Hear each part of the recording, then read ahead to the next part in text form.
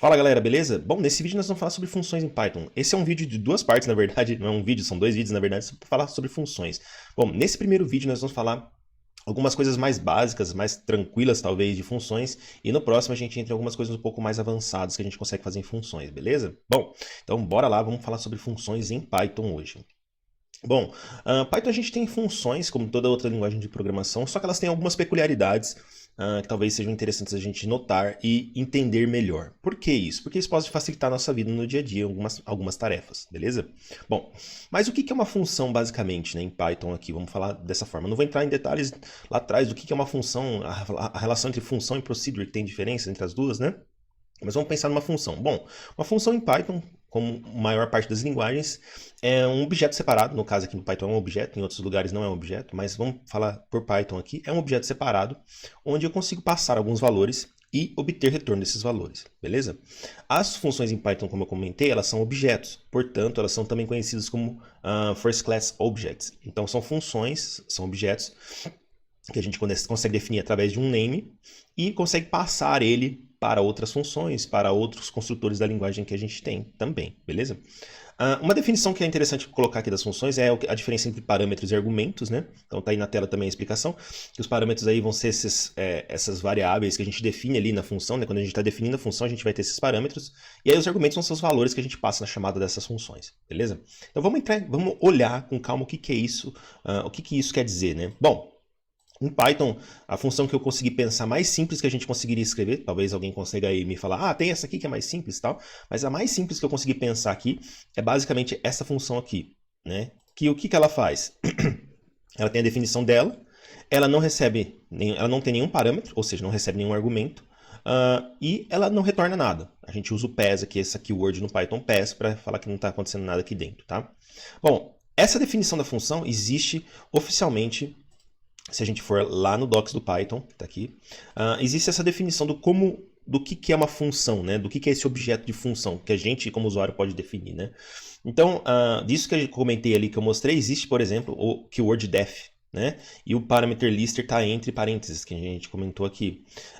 Veja que aqui, no que eu estou mostrando ali, algumas coisas entraram, tem mais na versão do Python, como, por exemplo, esse type params aqui, ou expression através desse operador aqui de seta, né? A gente vai entrar, eu vou falar de alguns casos, como por exemplo desse daqui do seta, né? Mas não vou comentar desse type params aqui não, tá? Talvez no próximo vídeo que seja um pouco mais avançado. Bom, então essa definição tem várias coisas aqui na definição da função, certo? De decoradores, parameter listers e assim sucessivamente. Então, o mais simples que eu consegui pensar aqui, tá? Então essa definição está aqui. Além dessa definição, é importante salientar que a função ela entra nesse modo de callable types do Python, tá? Então eu vou mostrar que o type dela vai estar como function, né? Mas ele implementa esse callable aqui, né? Ele é como um callable, onde você consegue fazer uma chamada dele. E aí o callable, que é a function aqui no caso, né, que nós estamos conversando, tem algumas propriedades como um objeto. Então ele tem alguns atributos que eu vou mostrar depois lá, como por exemplo o doc, o name, e a gente vai ver esses atributos no finalzinho do vídeo aqui também, beleza? Annotations e assim sucessivamente, beleza? Então tenha em mente que quando vocês estão trabalhando em função em Python, vocês vão ter a definição, mas você basicamente vai estar amarrado nessa questão de callable types aqui, beleza? Outras coisas que podem ser callables, um objeto pode ser um callable, ele implementa um protocolo de callable lá, né? Vai ter um dunder call e aí a gente pode fazer isso. No próximo vídeo talvez eu possa mostrar alguma coisa assim, mas as funções elas basicamente são esses, vão estar nesses callables aí, beleza? São executáveis ou chamáveis, vamos dizer assim, né? Traduzindo para um português mais livre, belezinha? Boa, então vamos voltar lá. Então a minha função mais básica que eu consegui criar é essa aqui, tá? Que eu consegui pensar aqui, que não recebe nada e não faz nada. A partir daí, eu vou criar uma função bem simples, tá? Que aqui vai ser, que eu vou levar ela como o nosso caso de estudo aqui, para entender algumas coisas que a gente tem de funções, que é a função soma, beleza? Uma função bem tranquila também, soma dois números, beleza? Ou dois valores aqui no caso do Python. Como o Python não tem uma tipagem forte, que eu preciso definir tipos, né? Quer dizer, não tem uma tipagem forte não. Não tem uma definição de tipos explícita, acho que é melhor falar. Eu não preciso falar que o x é um tipo inteiro e o y é um tipo inteiro, ou float, etc e tal. Eu consigo deixar livre na declaração da minha função ou na declaração dos meus objetos. Eu estou falando que a minha função soma dois objetos, basicamente, tá? Não necessariamente soma dois números, beleza? Bom, então aqui eu tenho uma definição da função soma, onde ela está recebendo seus parâmetros, estou definindo os parâmetros dela, não estou recebendo, estou definindo os parâmetros, né? Que vão ser depois vai ser recebidos como argumentos, e está retornando a soma desses dois objetos. Então eu uso o keyword return aqui, né? Essa palavra reservada, para fazer o retorno. Beleza? Como eu comentei das funções elas serem objetos, eu consigo basicamente criar uma variável s, tá? E passar, e ela recebe um ponteiro aí, né? Ela recebe esse valor de soma, recebe essa referência para a função soma. Acho que a referência aqui é a melhor palavra nesse sentido, tá? Recebe essa referência, entre aspas, também, para a função soma, né? Que está definida nesse nome, soma. Isso vai me implicar que quando eu der um print nesse s, por exemplo, ele vai trazer para mim que o s, na verdade, é a function soma que tem uma referência para esse endereço de memória. Tá? E se eu der um type no s, eu vou ver também que ele é do tipo function. Então eu vou rodar esse código aqui. Opa, eu acho que eu fiz coisinha errada, mas tudo bem. Deixa eu rodar de forma diferente aqui então, já que não está dando certo. Então, dado isso, eu consigo ter essa definição das funções aí. Deixa eu só entrar aqui no meu projeto. E aí a gente consegue rodar aqui a um fn. Beleza? Então eu consigo ter essa função. E aí eu vou saber que ela é uma function e o class dela é function. Então a função ela acaba sendo um objeto dentro da linguagem Python, que é um pouco diferente de algumas outras. Com isso eu consigo, como eu defini aqui, passar essa função como uma referência para uma variável e, consequentemente, eu consigo passar essa variável para outras funções, por exemplo. Então, por isso que a gente define como first class object. Então, em algumas linguagens, a gente pode até definir, talvez não seja a mesma definição como high order functions, né? Funções que são de alta ordem, aí, quer dizer que elas podem receber outras funções e retornar outras funções. Isso a gente tem também no Python. Uma função pode receber como argumento uma função, né, dado um parâmetro, e pode retornar também uma função, uma nova função, tá bom? Não é necessariamente o resultado de uma função, mas a referência uma referência para uma função. Fechou? Legal. Bom, falado isso, a gente vai entrar na outra parte aqui da parte de funções, que é o que vai que é bastante coisa aqui, que é o tipo de parâmetro que a gente está definindo na função, tá? Então, como a gente viu, a gente pode definir alguns parâmetros na função, que nem aquela função soma tem x, y. Só que no Python a gente tem uma gama diferente de modos de definir esses parâmetros, como a gente quer receber eles ou como a gente quer tratar eles, eu acho que é a melhor palavra aqui, né? Então o que acontece? No Python a gente pode definir o parâmetro como eu quero receber x, y, mas eu posso também pedir uma lista de parâmetros, que eu não sei a quantidade. E aí eu tenho duas formas de fazer isso. Eu posso usar o $args, que seria, eu quero receber n parâmetros de forma posicional, que é o que a gente está vendo lá, x, y, etc e tal, né? Ou eu quero receber n parâmetros de forma nomeável, que é esse double star keywords. Ou eu posso fazer uma mistura dos dois, tá? O que essa definição representa para a gente quando a gente está trabalhando com funções em Python? Quer dizer que essa função ela pode receber qualquer quantidade de parâmetros que sejam posicionais ou que sejam com nomes. E isso vai se representar dessa forma aqui. Tá? Então, o primeiro item que eu estou definindo, que eu defini lá, que era aquele sum args assim, né? Dessa forma aqui, ele vai se exprimir, ele vai ser expresso dessa forma. Eu consigo passar n quantidade de valores aqui na minha função. Perceba que eu não tenho parênteses, eu tenho parênteses só da função mesmo, né? Isso vai se traduzir dessa forma aqui. Perfeito? Então eu consigo passar n quantidade de parâmetros para essa minha função sem ter que efetivamente lá na função definir os parâmetros. Eu consigo passar n argumentos, quer dizer, e sem ter que definir n parâmetros lá na minha função. E o mesmo é válido para keywords. Então quando eu tenho keywords, eu basicamente estou fazendo essa mesma operação de certa forma, só que eu agora estou falando que eu tenho um parâmetro A igual a 1, B igual a 2 e assim sucessivamente. E a mistura dos dois eu posso ter dessa forma aqui. Beleza? Quem já trabalhou com o Python vai falar assim, mas o modo que a gente está fazendo, quando a gente define uma função, a gente acaba tendo esse mesmo processo já de bate-pronto, correto? Então se eu vier definir uma função soma 2 aqui, por exemplo, e eu falar xy aqui, espera que o Copilot me atrapalhou mais do que me ajudou, né? X mais y. Se eu fizer essa definição aqui, por exemplo, o que acontece? Eu consigo chamar essa função de diversas formas. Por exemplo, 1 e 2, eu consigo fazer a chamada dela aqui como xy, como ele mesmo sugeriu, e eu consigo fazer a chamada também como 1y2, por exemplo. Então, quando eu defino uma função no Python e passo os seus parâmetros, eu meio que já ganho essa construção aqui. Correto? A diferença aqui é que se eu passar mais um parâmetro aqui, eu não consigo se eu passar mais um argumento, eu não consigo pegar ele por aqui, porque eu não tenho a definição do parâmetro na chamada da função, correto? Então vai dar erro, né? Então, colocando o args, eu consigo passar n quantidades. Ou, se eu vier aqui colocar um z igual a 2, igual a 3 aqui, eu também não vou conseguir pegar lá dentro, porque eu não tenho essa definição. Com o QArgs eu consigo ir lá e pegar lá dentro. A diferença entre o args e o QArgs, que é importante notar aqui, é que o args, como ele é posicional, esse args aqui acaba recebendo uma lista de uma tupla ou uma tupla de dados. Então, o args basicamente seria o args basicamente seria igual a, por exemplo, esse valor aqui. Tá? Se eu passar 1, 2, 3, 4, que nem aqui embaixo que eu passei 1, 2, 3, 4, 5.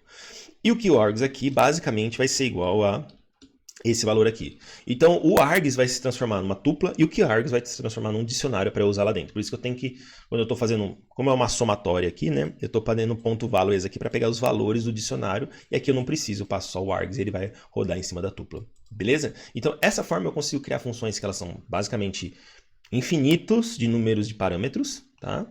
De números de argumentos recebidos, quer dizer, né? Parâmetros, enfim, no final das contas também, mas assim, infinitos números de argumentos, eu vou usar dessa forma melhor, e eu consigo ter essa criação gigante, bem genérica das funções. Na prática, isso não é muito recomendado, você criar funções usando essas keywords aí, dado que elas são muito abertas, e você tem que tratar de... pode receber qualquer tipo de valor, qualquer tipo, né, de argumento aí, então isso vai ocasionar que você vai ter que fazer... vai transformar sua função numa função muito genérica e você vai ter que tratar os valores passados para não, enfim, não retornar, não ter erros e etc e tal. Então ela acaba sendo uma função bem aberta também. Além dessa definição que a gente tem desse args e de QArgs, que aí a gente vai entrar aqui nessa parte dos tipos que a gente pode definir dos argumentos. Então no Python a gente tem algumas definições que a gente pode ter, né, que é positional or keyword, que é basicamente o que eu acabei de mostrar, esse cara aqui, né? Esses caras aqui, né? Então ele é posicional ou keyword. A gente pode fazer essas chamadas desse tipo aqui, né? Ele tem o positional only, keyword only, né?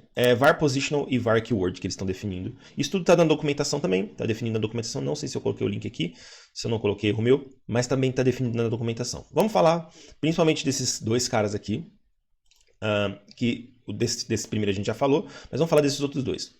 O que quer dizer positional? Então a gente viu aqui atrás que a gente consegue fazer essa forma de chamada.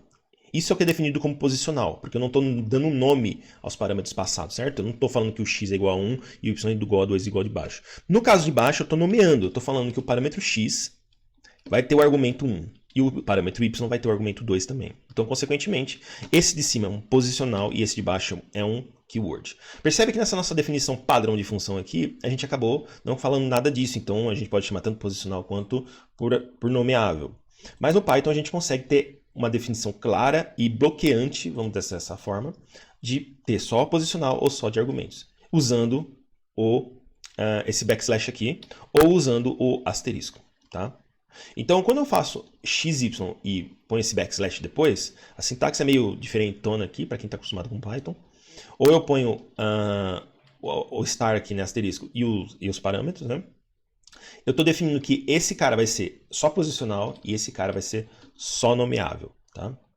Então aqui vamos colocar esses exemplos. Eu consigo fazer uma mistura dos dois também, colocar tanto posicional quanto nomeável. Então o x vai ser posicional, o y vai ser nomeável. Esse cara vai mais ou menos, esses caras aqui vão mais ou menos replicar essas três formas que eu estou mostrando aqui. Só que elas vão ser bloqueantes, então eu não consigo, no primeiro item aqui, fazer essa chamada aqui, por exemplo. Tá? Eu tenho os exemplos aqui embaixo para a gente poder ver. Então a primeira definição padrão que a gente tem, positional aqui, eu consigo fazer dessas duas formas. E aquela terceira que eu mostrei aqui também. Né? Desse jeito aqui também, tá? Positional equals e nomeável. Quando eu faço só o positional only, que é esse cara aqui, que eu coloquei o backslash aqui, a barra, o que acontece? Eu consigo fazer a chamada posicional, mas eu não consigo fazer a chamada via nomes de variáveis, nomeáveis aqui, beleza? Então isso aqui vai me dar um erro. Eu até enrolei em volta, até coloquei um try except aqui, para não quebrar o script, né? Mas eu não consigo. E o próprio MyPy aqui, que é o type checker que eu tenho instalado e estou usando, ele já vai me falar que essa função ela só aceita parâmetros que não são nomeáveis, né? Então ele está lá, unexpected keyword argument, porque eu não posso passar. O mesmo vale se eu usar o star aqui, que é só parâmetro nomeável e não posicional. Então, com o keyword only, eu consigo fazer xy, só que eu não consigo fazer o inverso, que é passar só 1 e 2. Eu vou ter o erro também, falando que eu não consigo, e o MyPy também vai me falar aqui que eu tenho too many positional arguments, que eu não consigo passar, beleza? E por fim, se eu fizer uma mistura dos dois, essa função aqui, né, que é o positional only, keyword only, eu não consigo fazer chamadas diferentes dessa daqui, que é aquele último exemplo que a gente viu lá. Então com isso eu consigo restringir um pouco a definição desses argumentos dos parâmetros da minha função, né, e o formato que ela vai operar efetivamente, que o usuário ou quem quer que seja o outro desenvolvedor vai operar ela. Então isso restringe um pouco o uso dela, né, da função em si, beleza? Tá bom? Deixa eu rodar aqui só para ter uma ideia. Então é o 3, vamos lá. Então, só para exemplificar, então tá aqui a exemplificação. Quando eu defino como positional only, que é o barra lá, né? Eu só consigo executar com os posicionais e com os argumentos usando nomes, né? Keyword aí, eles vão dar erros. E o mesmo vale pelo keyword, eu só consigo executar pelo keyword e o posicional vai dar erro. E o último, que é uma mistura, eu só consigo fazer essa chamada aqui. Qualquer outra chamada vai dar erro em tempo de execução. Fechou? Legal? Boa. E aí, uma outra coisa que a gente tem também no Python é unpacking de valores, tanto para passar valores para a função, né, passar os argumentos, quanto para retornar os valores da função, tá? Então, voltando na nossa função mais básica que a gente criou, que tem argumentos e tem retorno, que é a função soma novamente, existe uma forma a gente viu lá que a gente pode passar um args e tudo mais, mas existe uma forma de eu passar n valores para essa função, de forma que eu possa simplificar minha vida. Porque o que acontece? Normalmente, quando a gente tem uma função, vamos imaginar que é o exemplo aqui, né? Eu tenho um array e eu tenho que passar para uma função. No Python, a gente consegue fazer esse star e none, por exemplo, que é a minha lista aqui, né? E isso ele vai descompactar, né? Vai dar um unpacking aí desses valores para cada um dos posicionais da função. Às vezes, em algumas outras linguagens, você teria que fazer um none 0 e depois dar um none 1, por exemplo, certo? Isso aqui seria um caso de uma outra linguagem que não tem essa parte de unpacking, por exemplo. Aqui, no caso, a gente tem, e a gente consegue fazer essa operação. Coloca o star aqui e o none. E o mesmo vale para o dicionário. Então, para o dicionário, ele vai se transformar, como a gente viu que o key, duas estrelas, né, o double stars, ou dois asteriscos, ele recebe um dicionário com n valores, eu consigo também fazer o mesmo inverso. Passar um dicionário para uma função com n valores. Detalhe importante aqui, é óbvio que o none aqui ele tem que ter a mesma quantidade de argumentos que a função aceita de parâmetros. Que é o caso da soma aqui, ele só aceita 2, então se eu colocar mais vai dar erro. Se eu colocar o QArgs aqui ou o args, eu tenho que tratar eles, mas eu poderia receber n valores, passando n valores aqui, certo? Poderia ter uma coisa mais, uma parada tipo soma 2 aqui, que recebe args, por exemplo, né? E aqui ele vai, sei lá, retornar a soma dos argumentos. E aí eu consigo fazer um soma 2, passando o nans aqui, por exemplo, assim. Nans. E aqui o nans seria uma lista com 1, 2 e assim sucessivamente. 3 e vai. Por exemplo. Então aqui eu consigo, essa definição aqui, que consequentemente esse uso, eu consigo receber n argumentos, né? A função define que ela recebe qualquer quantidade de parâmetros, eu consigo definir n argumentos aqui também, beleza? Mas não é o caso que a gente está falando aqui. E com isso a gente tem esse unpacking desses valores distribuídos nessa função. Uma outra coisa que a gente tem também, que a gente consegue ter de unpack, é de retorno de valores. Então eu criei essa função distributed aqui, onde ela retorna uma lista. Tá? O que acontece normalmente? A gente pode simplesmente fazer receber um retorno, né? Então meu retorno aqui é igual ao distributed aqui, por exemplo, de Word. Então esse cara aqui está basicamente, quando eu dou uma list na string, ele está distribuindo, né, as letras da string, né, da palavra aqui. Então, basicamente, ele vai retornar essa listinha aqui, certo? Word. Beleza? Uma lista de caracteres. Então, normalmente, às vezes a gente retorna uma lista e você faz isso, acaba fazendo isso. Se você sabe a quantidade ou não sabe necessariamente a quantidade, o que pode acontecer? Existe também no Python unpacking. Então, quando você... unpacking de tuplas, né? Então, quando você dá um distributed e você coloca a quantidade exata de variáveis que você vai receber, cada item do retorno dessa lista vai entrar como um valor para essa variável. Então, no caso aqui, eu tenho a palavra Word e eu distribuí para cada uma das variáveis basicamente como Word. Isso vai implicar que o W vai ter W, o O vai ter O, o R vai ter R e o D vai ter D. Tá? E aí eu consigo aqui, no caso, imprimir a mesma palavra. Mas isso você pode falar assim, Rodolfo, mas isso é um problema, porque e se eu tiver N valores, né? E se eu tiver N retornos? Realmente, você pode ter esse problema. E aí a gente tem também esse construtor aqui, que seria esse unpacking, onde você quer os dois primeiros valores e o resto você não faz questão de tratar. Então, basicamente, aqui eu vou escrever o W no W, o O no O, e o resto vai ficar no resto. Então, se eu tivesse 20 valores aqui, ele ia ficar dentro do resto aqui. Se eu tivesse Word is good, por exemplo, então agora o is good vai ficar todo lá dentro parseado. Vamos só executar aqui para vocês verem. Então, nós estamos no 4. Então, tá aqui. Então, a gente pegou o WO, nas duas primeiras posições, e o resto ficou no resto, na variável resto, que é toda a nossa resto de lista. Então, a gente tem essa questão de unpacking também de retorno de tuplas, né? Então, quando a gente está dando um return aqui, a gente está retornando uma tupla do Python, apesar de estar como list, né? Mas a gente está fazendo um unpacking, tá como retorno de lista, mas a gente está fazendo um unpacking como se fosse uma tupla aqui, beleza? E aí a gente está pegando esses valores aqui, divididos, separados, vamos dizer assim, né? Cada um posicionais aqui na sua posição, beleza? Legal, então a gente tem também essa parte de unpacking aqui, pode ser de lista, pode ser de dupla, na verdade aqui tá até de lista, não tá necessariamente de dupla, mas enfim, a gente pode ter esse unpacking de dois. A gente poderia ter, por exemplo, fazer uma coisa assim aqui, né? Ao invés de retornar, fazer o coisa, a gente poderia retornar essa tupla, e aí sim seria um unpack de tupla e não de lista, que é o caso que estava aqui, beleza? Legal, então a gente tem essa operação também usando o star. Então, atenção nesse operador de star, que é multiplicação, às vezes, atenção nele porque ele tem vários usos dentro da linguagem, principalmente nessas definições de função, na definição de parâmetros de funções, ou em alguns operadores de retorno de passagem de parâmetros, beleza? E aí, nós vamos falar um pouquinho rapidinho agora sobre anotações de tipo e algumas outras coisas que a gente tem mais aqui. Bom, anotações de tipo. No Python, a partir da versão 3.5, mais ou menos, a gente começou a ter anotações de tipo nas funções, em toda a linguagem, na verdade, ou quase toda a linguagem. Agora a gente já está em tudo, 100%.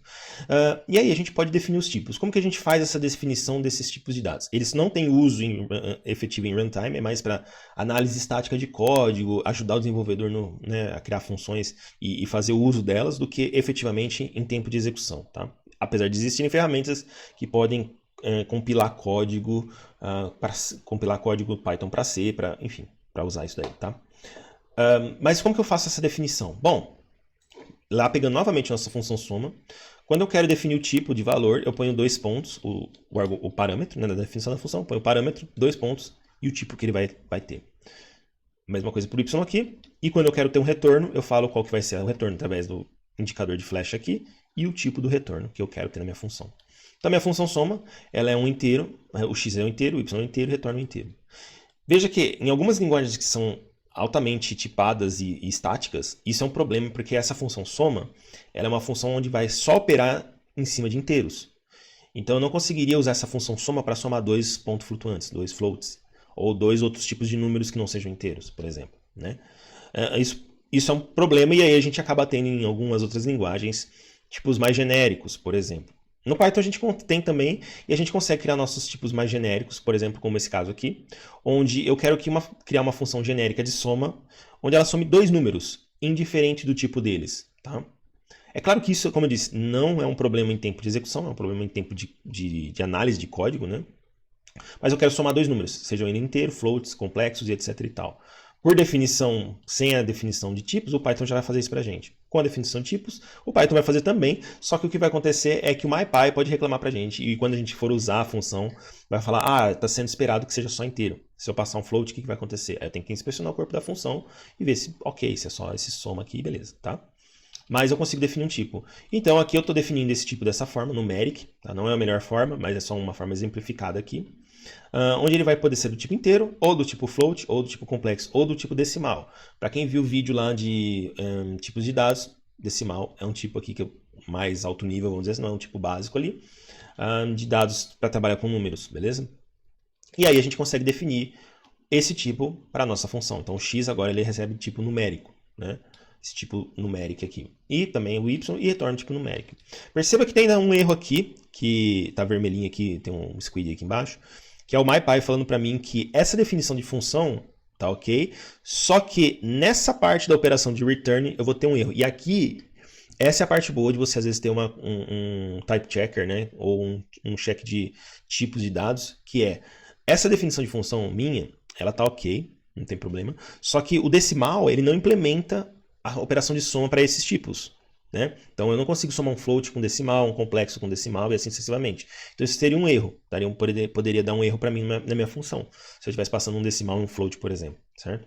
Então pelo menos ele está me avisando já aqui, e aí eu posso continuar com essa definição ou mudar essa definição de tipos dessa minha função, ou refatorar ela para alguma outra forma para tratar isso, enfim, do jeito que eu achar melhor, certo? Então essa função aqui, para receber o decimal do modo que ela está, eu teria que fazer uma tratativa aqui para verificar se, por exemplo, o x e o y é decimal, ou coisa até me já deu uma sugestão aqui, mas tá tudo errado essa sugestão, mas tudo bem.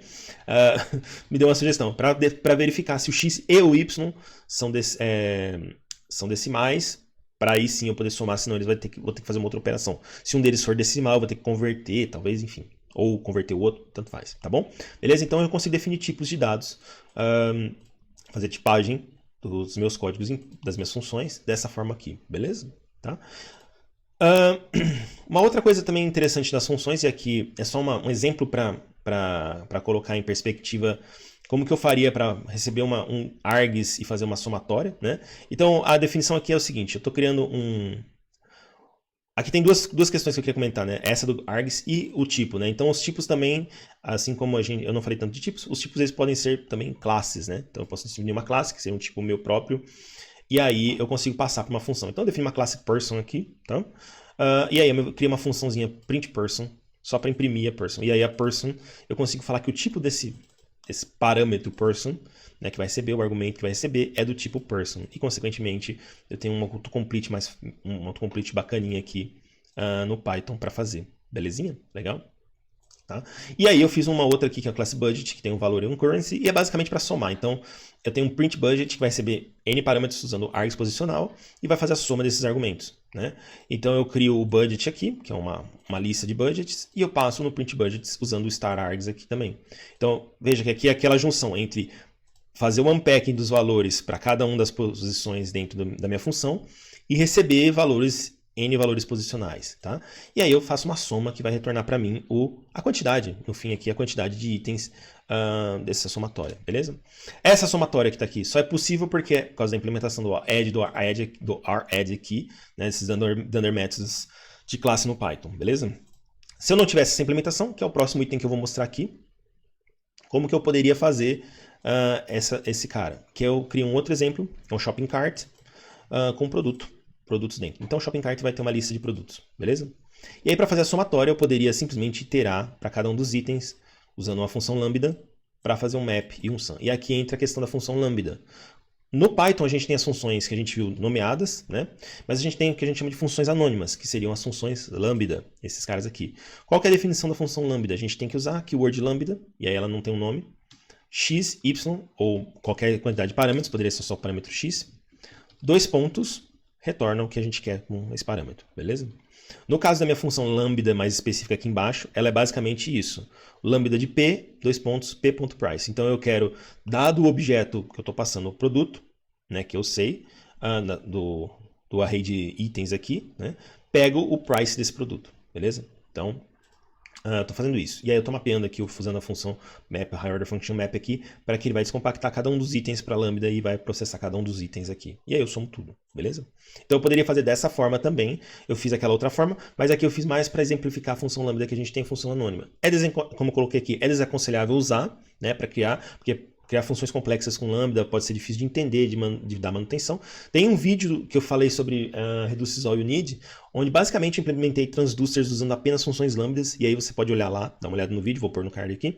É bem complexo desenvolver ali a função, né? Criar ela é uma linha bem comprida e bem complexa, beleza? Mas a gente consegue ter essas funções nomeáveis. No próximo vídeo eu falo um pouquinho mais de função lambda, trazendo mais alguns exemplos de uso delas, tá bom? E por último, para finalizar aqui o vídeo, eu queria falar sobre docstring. Bom, antes das type annotations, uma coisa que o pessoal usava bastante era docstring para ter uma definição de função, né? Para a gente poder observar o que a função recebia de parâmetro, quais eram os tipos dos parâmetros, o que tinha de retorno, né? Da função, de valores da função e tudo mais. E aí, hoje em dia isso existe ainda. Docstring não existe um padrão bem definido, existem alguns formatos que são definidos.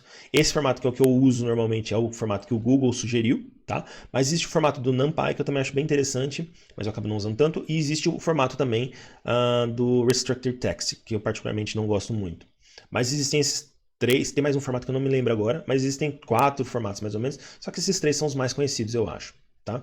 E aí a gente consegue ter esse formatinho de definição, a gente vai criar um texto de sumário, uns argumentos e os returns. E aí a gente coloca no comecinho da função assim, dessa forma aqui. Isso nos ajuda também que, por exemplo, quando eu coloco o mouse em cima da definição da função, as IDEs, aqui no caso o VS Code, está me mostrando basicamente a definição da função e as descrições da documentação que eu coloquei ali, do docstring que eu coloquei ali. Então, se eu tivesse editado esses summaries, esses caras aqui, estaria aparecendo aqui o meu escrito, né? Estaria aqui, ia surgir aqui os meus escritos, beleza?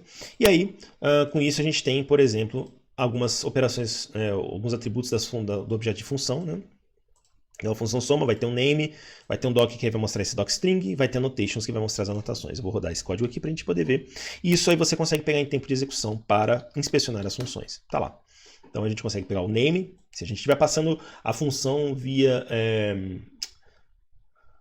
Se eu criar uma função que recebe como parâmetro essa função, eu consigo pegar, por exemplo, se eu quiser saber o nome dela, eu consigo pegar esse nome, ou se eu quiser saber a doc, ou se eu quiser saber os annotations, eu consigo saber para poder distribuir, criar, executar em tempo de execução essa função que eu estou passando como um argumento para outra, ou um retorno, etc e tal, tá? Se eu estiver criando uma função em tempo de execução, por exemplo, também.